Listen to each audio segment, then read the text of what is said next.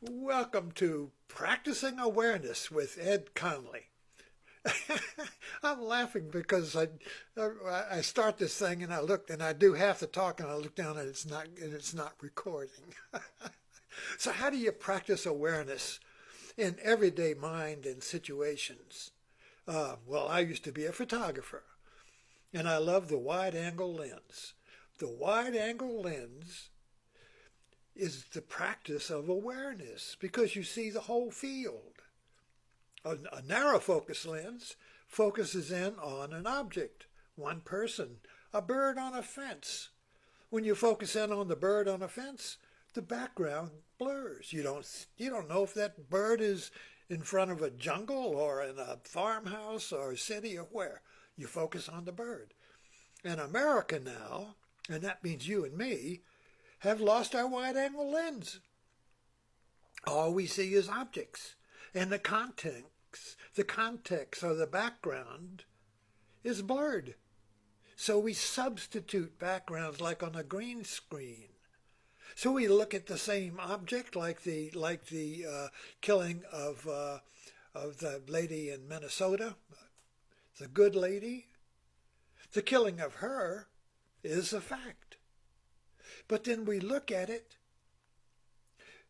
with a narrow focus lens. So we look at it from, the fact is the same, but the background is changed. The right changes the background to fit its narrative. It's so obvious. You have a fact. You have video proof that ICE killed the woman for no reason. But then MAGA media inserts its own background and tries to make you believe that the fact is not a fact, or the fact proves the background. You see, this is like using a wide-angle lens, or this is like studio photography. You do particularly pictures of seniors.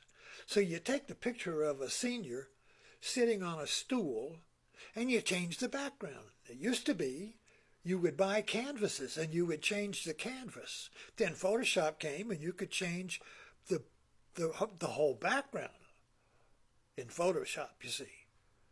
So that changes the meaning of the foreground. So if you got a senior sitting on a stool in front of a background of the library, oh, you have a studious senior.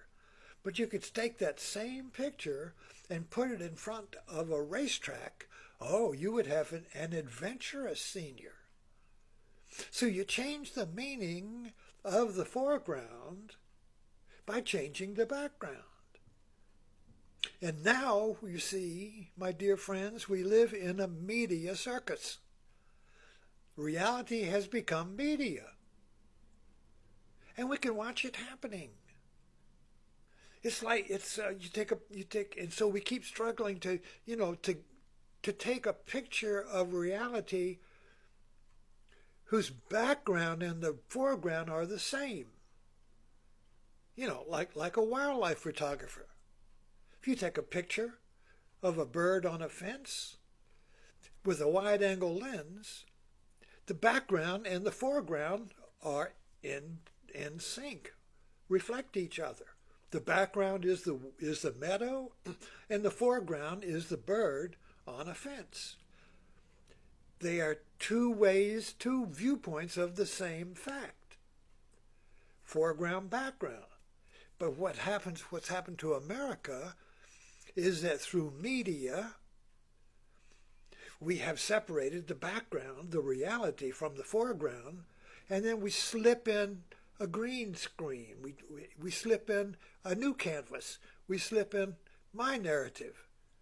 We slip in a religious narrative. We slip in a MAGA narrative. And then it's obvious that the background and the foreground are not the same, not come from reality, but are artificial. But we can't disprove it. See, this is the problem. You can't if you take a picture of a senior in a studio and you Photoshop that senior into with a racetrack background, the meaning of the senior, the value of the senior is that he's adventurous. He likes racetrack car driving, but he doesn't. But it appears that way. And because this insertion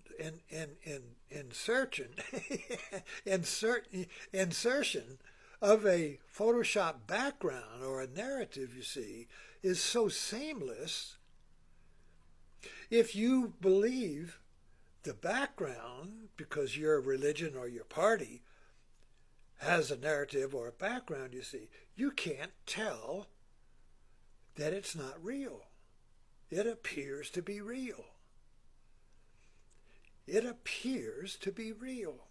So no matter how many people, how many times, so when you insert a narrative behind the fact of a woman being being shot by ICE, you see, you can't. For the MAGA people, it looks real. The narrative explains it. The narrative is the meaning, not the fact.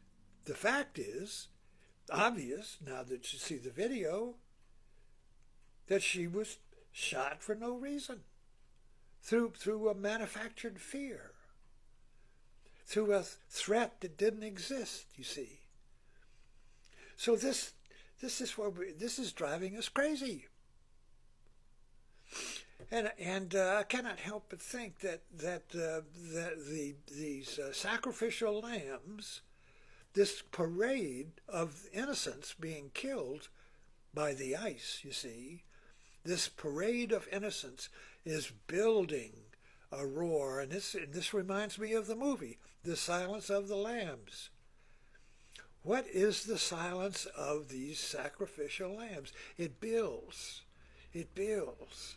Until at some moment that we cannot predict, the tension between the narrative and the fact, the storyline, the fake background and the fact, you see, will get so stretched like taffy, you see.